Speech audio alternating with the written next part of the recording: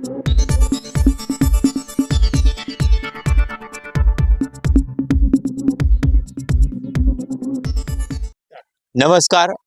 હું છું son of આદિવાસી અને અત્યારે હું છું ઉમરા. ઉમરા એટલે મહુવા તાલુકાનું ગામ અને ઉમરા અત્યારે એક મારી પાછળ જે દેખાય છે એ ગુજરાતી સ્કૂલ છે, પ્રાથમિક મુખ્ય શાળા છે. પણ પ્રાથમિક મુખ્ય શાળાનું જે બાંધકામ થાય છે એ બાંધકામમાં ગ્રામજનોની એક ફરિયાદ હતી કે બાંધકામમાં જે રેતી વાપરવામાં આવે છે એ રેતી પણ તમને હું બતાવું છું, રેતી એકદમ જ નિમ્ન કક્ષાની રેતી છે.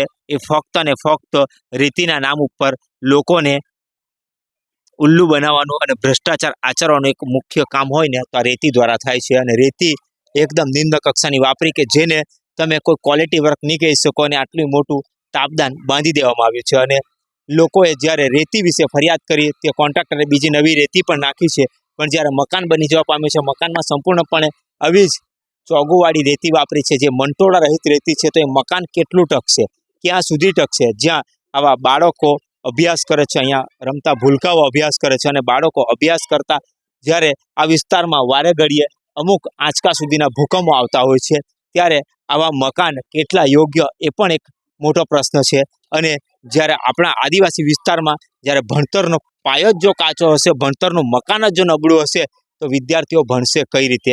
આપણી સાથે ગામના બેન છે જે એસએમસીના સભ્ય છે, એમની સાથે વાત કરે કે એમની રજૂઆત શું છે, એમણે શું કહેવું છે. બેન, તમારું નામ? જયશ્રીબેન દીપકભાઈ કોકણી. બેન, આ તમે આ જ ગામના છો? હા.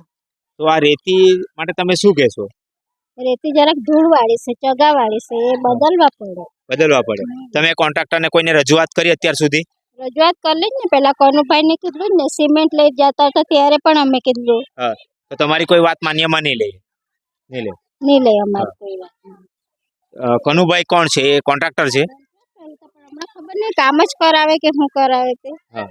એટલે આ ચોગુવાળી રેતી માટે તમે અવાજ ઉઠાવ્યો, એમને કીધું છતાં પણ તમારી વાત કોઈ ધ્યાન પર લેતું નથી. તમે શું અપેક્ષા રાખો સરકાર પાસે કે આવી રેતી વાપરવી જોઈએ કે પછી કામ બંધ થવું જોઈએ? કામ બંધ થવા જોઈએ, આ તો ધૂળવાળી રેતી કહેવાય.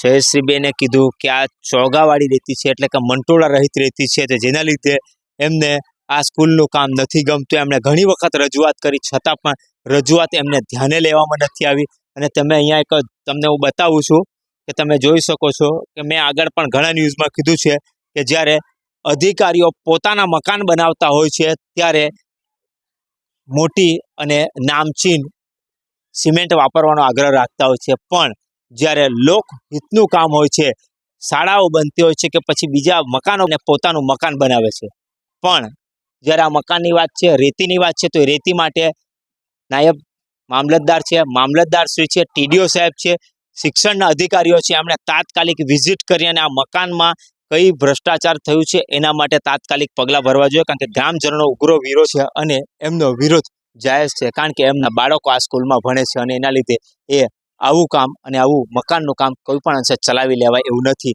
એના માટે એમનો વિરોધ છે અને ટીડીઓ સાહેબ કે મામલતદાર અધિકારીઓ ક્યારે એના ઉપર પગલાં લેશે એ પણ જોવાનું રહેશે આગામી સમયમાં. હું છું સન ઓફ આદિવાસી, જે દેશી ન્યૂઝ.